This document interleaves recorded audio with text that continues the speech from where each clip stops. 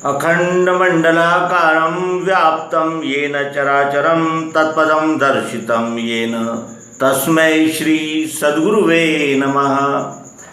अज्ञानान्धस्य लोकस्य ज्ञानाञ्जनशलाकया चक्षुरुन्मीलितं येन तस्मै श्री गुरुवे नमः। मित्रों, आज अत्यंत मंगलमय दिन है, मंगल घड़ी है ये, क्योंकि दिन कैसे बीते जाते हैं यह हमें ही समझ में नहीं आता।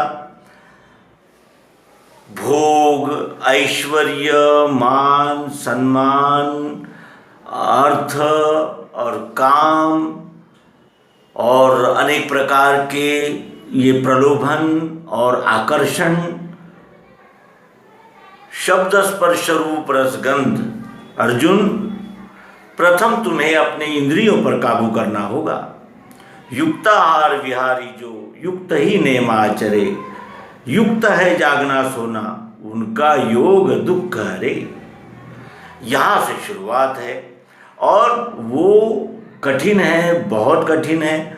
और सरल कितनी है तो बुद्धिग्राह्य है।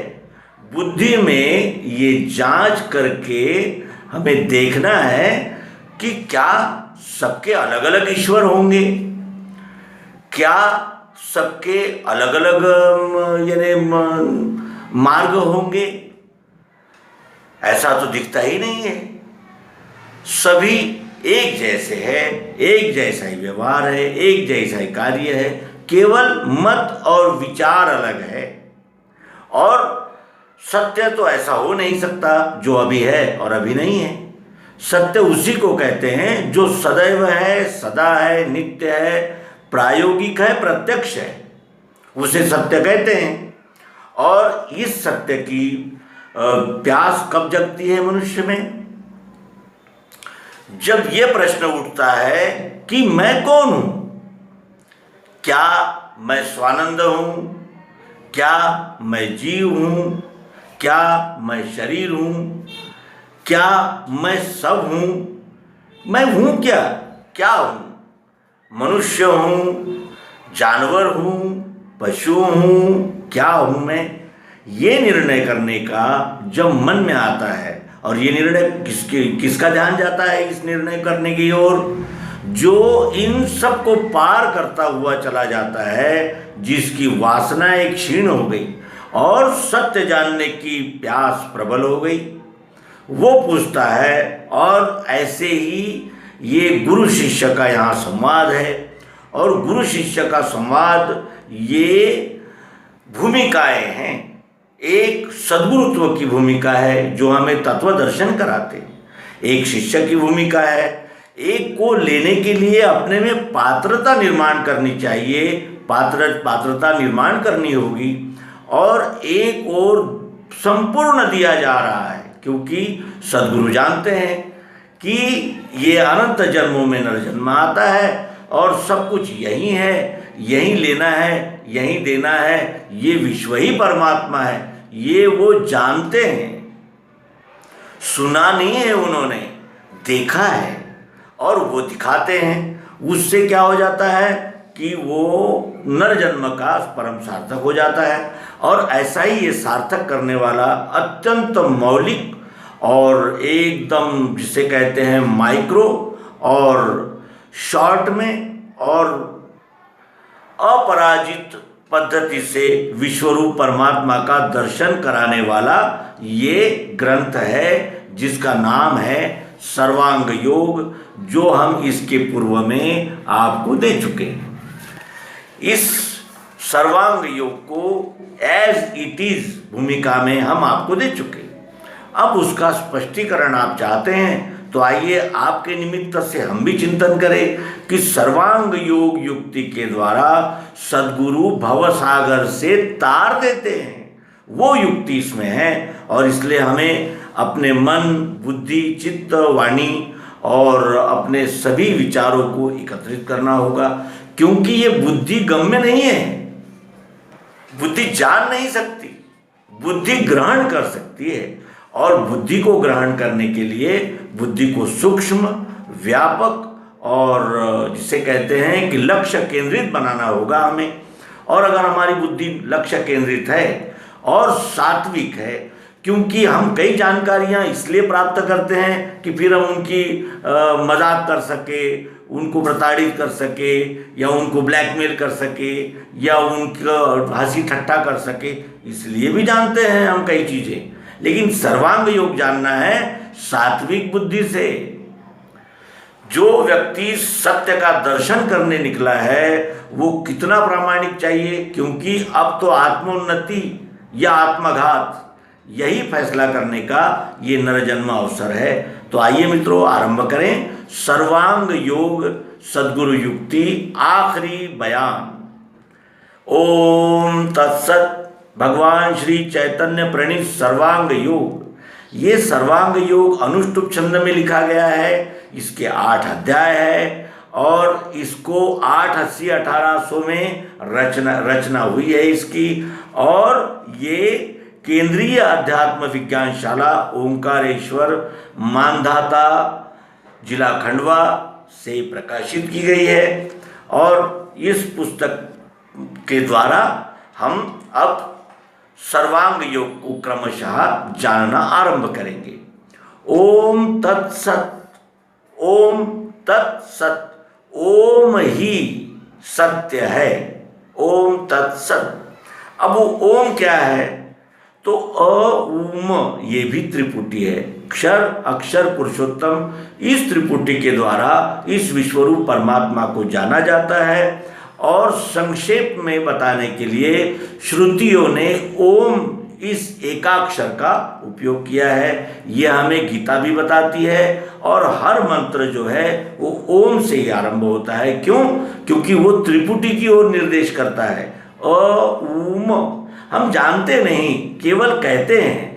सद्गुरु से युक्ति प्राप्त होने के अनंतर हमें त्रिपुटी का भेद खुल जाता है। ये परम लाभ भी सद्गुरु युक्ति से होता है।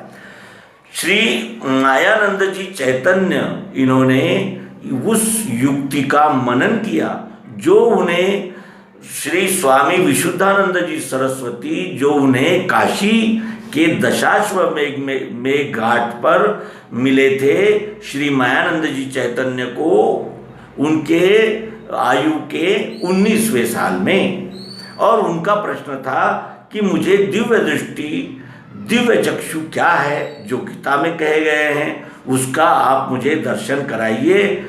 या और उसके विषय में बातें तो बहुत होती है, लेकिन प्रत्यक्षता कुछ भी पल्ले नहीं पड़ता। तो उनका समाधान, श्री मायानंद जी का समाधान उनके सद्गुरु श्री स्वामी विशुद्धानंद जी सरस्वती, इन्होंने किया। वो युक्ति श्री मायानंद जी के मनन में सतत चलती रहती थी। मनन चिंतन, इसलिए उनका तो समाधान हो गया। वो तो जान गए विश्वरूप ही परमात्मा है। लेकिन ये युक्ति देकर जाना चाहिए, क्योंकि वो अवतारित्व का कार्य है, वो तो करना ही होगा।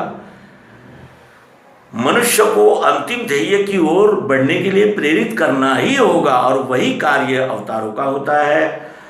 वो कार्य करने के लिए इस युक्ति को सरलतापूर्वक कैसे देते बनेगी, ये सतत मनन चिंतन चलता रहा। और साथ ही नर्मदा की परिक्रमा चलती ही रही। और कपिल गुफा में उन्होंने इस युक्ति को देने की सरल युक्ति पाई। वो चिंतन से ये अमृत निकला कि किस युक्ति के द्वारा ये विशाल ग्रंथ भांडारों में फैला हुआ ये विश्वरूप परमात्मा का दिग्दर्शन, जो वेद भी कहते हैं, श्रुतियाँ भी कहती है, अनेक प्रकार के ग्रंथ पंथ मत जिसका वर्णन कर रही है, और कुछ ग्रंथ उसका जिसका खंडन कर रही है, वो परमात्मा कहाँ है और किस तरह दिया जा सकता है। और वो जो चिंतन में से अमृत निकला वो इन 8 अध्यायों में है, जो सद्गुरु और शिष्य ये संवाद रूप है। आइए, सर्वांग योग अध्याय पहला। श्री गुरु के पदों को है मेरा दंडोत प्रेम से, यही प्रेम रहे स्थाई, कृपा दृष्टि वही मिले। यहाँ श्री गुरु के पदों को शिष्य दंडवत कर रहा है। क्या उसे कुछ लालच है? या वो धोखा देने की नीयत से चरण स्पर्श दंडवत कर रहा है? क्या कर रहा है वो? दंडोत है मेरा प्रेम से, प्रेम से। क्या सेक्स प्रेम है? व्यवहार प्रेम है? मार्केटिंग प्रेम है? स्वार्थ सिद्धि प्रेम है? दगाबाजी प्रेम है? प्रेम किसे कहते हैं? श्री गुरु के पदों को है मेरा दंडोत प्रेम से, प्रेम से है। प्रेम, ये विशेष ध्यान देने योग्य बात है। और फिर वो ये भी कहता है शिष्य कि यही प्रेम रहे स्थायी, और जो कृपा आप करने वाले हैं वो स्थायी रहे। ऐसी कृपा नहीं चाहिए जो अभी आई और अभी नहीं गई। ये बॉस की कृपा, पत्नी की कृपा, भाई की कृपा, पड़ोसी की कृपा, सरकार की कृपा नहीं है। वो प्रेम, वो मुझे स्थायी चाहिए। यही प्रेम रहे स्थायी जो आप मुझ पर कृपा कर रहे हैं। मुझे तत्व दर्शन का ज्ञान आपसे चाहिए और तत्वमसी का रहस्य मुझे जानना है सद्गुरुदेव। यही प्रेम रहे स्थायी और कृपा दृष्टि वही मिले, वही है अपना रूप पुरुषोत्तम भाव से। उस पुरुषोत्तम का दर्शन आप मुझे कराने वाले हैं, इसलिए कृपा दृष्टि वही मिले, वही कृपा की दृष्टि मुझे चाहिए। अन्य कोई कृपा दृष्टि नहीं चाहिए। मुझे धन, पद, मान, सम्मान ये नहीं चाहिए। कृपा दृष्टि वही मिले, वही कृपा दृष्टि चाहता हूं। मैं पुरुषोत्तम पद को जानना चाहता हूं। और आचार करके ऐसा सनातन मुमुक्षु ने, ये आचार आज का नहीं है। सद्गुरु के साथ हमारा बर्ताव कितना समर्पण पूर्वक और समन्वय पूर्वक होना चाहिए, क्योंकि वहाँ तो निखड़ प्राप्ति है और वहाँ तो यानी हमारी सभी संशय भ्रमों से निपटारा है वहाँ। तो आचार करके ऐसा सनातन ऋषियों ने, मुनियों ने, ब्रह्मर्षि, देवर्षि, महर्षि, संत, महात्मा और चित्त से प्रेम से मेरे मिलके बोध वे करे। गीता भी कहती है कि इस तरह चित्त से प्रेम से मिलके वो एक दूसरे को बोध करते हैं, वो जो तत्वदर्शी होते हैं अर्जुन। तो आचार करके ऐसा सनातन, ये सनातन आचार है जिसे इस ज्ञान को लेना है। उसे अपनी बुद्धि सात्विक रखनी होगी, अपना व्यष्टि अहंकार दूर रखना होगा, पंथ, मत, संप्रदाय इनका अभिमान दूर रखना होगा, तभी वो इस विद्या को पा सकता है। और आचार करके ऐसा सनातन मुमुक्षु ने, मुमुक्षु किसे कहते हैं? जिज्ञासा भी होती है और मुमुक्षा भी होती है। जिज्ञासा क्या है? ये क्या है, वो क्या है, ये कैसा होगा, वो कैसा होगा, ये कैसा होना चाहिए, वो ये क्या है? जानकारी चाहता है जिज्ञासु। और मुमुक्षु कौन है? जिसे मोक्ष की इच्छा है, जो समझ गया कि ये सारा नाम, पद, प्रतिष्ठा, भोग, ऐश्वर्य और ये सब, ये तो परिवर्तनशील होने वाला कार्यक्रम है सारा। लेकिन मैं स्वयं को ही नहीं जान सका और दुनिया को जानने चला हूं। ये जिसे होश आ गया है, जो अज्ञान के भ्रम और संशयों से मुक्त मोक्ष चाहता है, उसे मुमुक्षु कहते हैं। और सिद्धार्थ जिज्ञासु ही मुमुक्षु बनता है, क्योंकि जिज्ञासा में जब उसके ध्यान में आता है कि ये केवल जानकारी का काम नहीं है, ये तो सत्य की खोज है और सत्य को पाने का मार्ग है। ये उस जिज्ञासु के ध्यान में जब आ जाता है तो वही जिज्ञासु मुमुक्षु हो जाता है। आचार करके ऐसा सनातन मुमुक्षु ने किया प्रश्न, उसने प्रश्न किया सदगुरु को, और गुरु ने कहा सिद्धांत सब वो सुनो। उसने प्रश्न किया और गुरुजी ने तुरंत कह दिया कि सिद्धांत सब वो सुनो, क्योंकि ये देना ही देना है। ये ज्ञान ऐसा है कि एक जिसकी बुद्धि में स्थिर हो जाए वो हिये में बोध होते ही मुक्ति है ब्रह्मजाल से। इतना महत्वपूर्ण है। और ये प्रश्न किया और गुरु ने कहा कि सिद्धांत सब वो सुनो। सब सिद्धांत मैं सुनाऊंगा नहीं, मैं प्रत्यक्ष दिखाऊंगा भी तुम्हें। और तुम्हें सिद्धांत जानना है तो तुम्हें प्यास जगानी है, अपना सभी इंद्रियां, मन, बुद्धि, चित्त और अहंकार को इस युक्ति को जानने के लिए लगा देना है। और अब शिष्य बताता है कि उसके आने का प्रयोजन क्या है, वो सद्गुरु के पास क्यों आया है। ये वो कहना चाहता है कि मैंने श्रुति स्मृति शास्त्र पुराण आदि सब है पढ़े, मैंने सब पढ़ लिया। हमने तो केवल नाम सुना है और अभिमान कितना है कि हम कितने जानकार हैं। क्या हमने सभी श्रुतियां स्मृतियां देखी है? 6 शास्त्रों को देखा है कभी, पुस्तक भी, या पुराणों को देखा है, सुना है, जाना है हमने? कुछ भी नहीं। लेकिन ये जो शिष्य गया है ये बिल्कुल यानी जैसे तैयार होकर गया है, परिपक्व होकर गया है। वो केवल जिज्ञासा नहीं करना चाहता, उसने प्रयत्न किए थे। ये वो बता रहा है कि मैंने श्रुति स्मृति शास्त्र पुराण आदि है पढ़े, यथा विधान कर्मों को उनके करके लखा। उसमें जिस प्रकार से विधान विधि विधान था उनका वो मैंने करके लखा। और ये उनके कर्मों को मैंने लखा और ये देखा। क्या देखा मैंने? कि तो भी चंचलता मेरे मन की मिटती नहीं। मेरे मन की चंचलता मिटती नहीं है, संकल्प विकल्प जारी ही रहते हैं। मेरा स्थायी समाधान हो ही नहीं रहा है इन सबसे। क्यों? क्योंकि मैं ये सब शाब्दिक ज्ञान बता रहे हैं, शाब्दिक बताते हैं और कहते हैं कि हम पर भरोसा रखो। लेकिन ऐसा ज्ञान चाहिए जो हम आजमा सके, और आजमाए बगैर कोई भी संदेह रहित तो हो नहीं सकता। इस तरह वो कहता है कि तो भी चंचलता मेरे मन की मिटती नहीं, समाधान नहीं स्थायी समाधान नहीं मिला मुझे भोग ऐश्वर्य इनसे भी समाधान मिला, लेकिन वो भी क्षणिक था। और मान सम्मान इनसे भी मिला, वो भी क्षणिक था। और ये शास्त्र पुराण जो भी मैंने पढ़े, उनको पढ़ के और उनके यानी बताए हुए मार्ग पर चलकर भी मुझे मेरे मन की चंचलता नहीं मिटती और मुझे स्थायी समाधान नहीं है। वो कैसे मुझको मिले? वो समाधान मुझे चाहिए जो श्रुति स्मृति शास्त्र पुराण भी नहीं दे सके, दर्शन शास्त्र भी नहीं दे सके, वो मुझे चाहिए। और स्थायी समाधान नहीं स्थायी, वो कैसे मुझको मिले? कहे तत्श्रुति, वो क्या है? श्रुति ने तत् कहा है, वो क्या है? क्या है त्वम? रहता कहाँ? तत्त्वम असि। इस महावाक्य के स्पष्टीकरण की खोज में वो सद्गुरु के पास गया हुआ है। कहता है कि कहे तत्श्रुति, वो क्या है? क्या है त्वम? रहता कहाँ? असि कहा जिसे, वो क्या? ध्यान में बैठता नहीं, मेरे ध्यान में नहीं बैठता।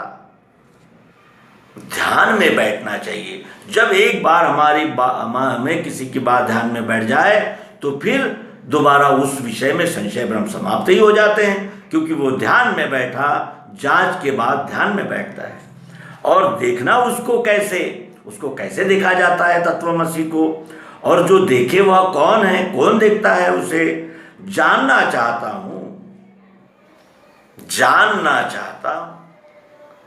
जानना किसे कहते हैं और देखना किसे कहते हैं?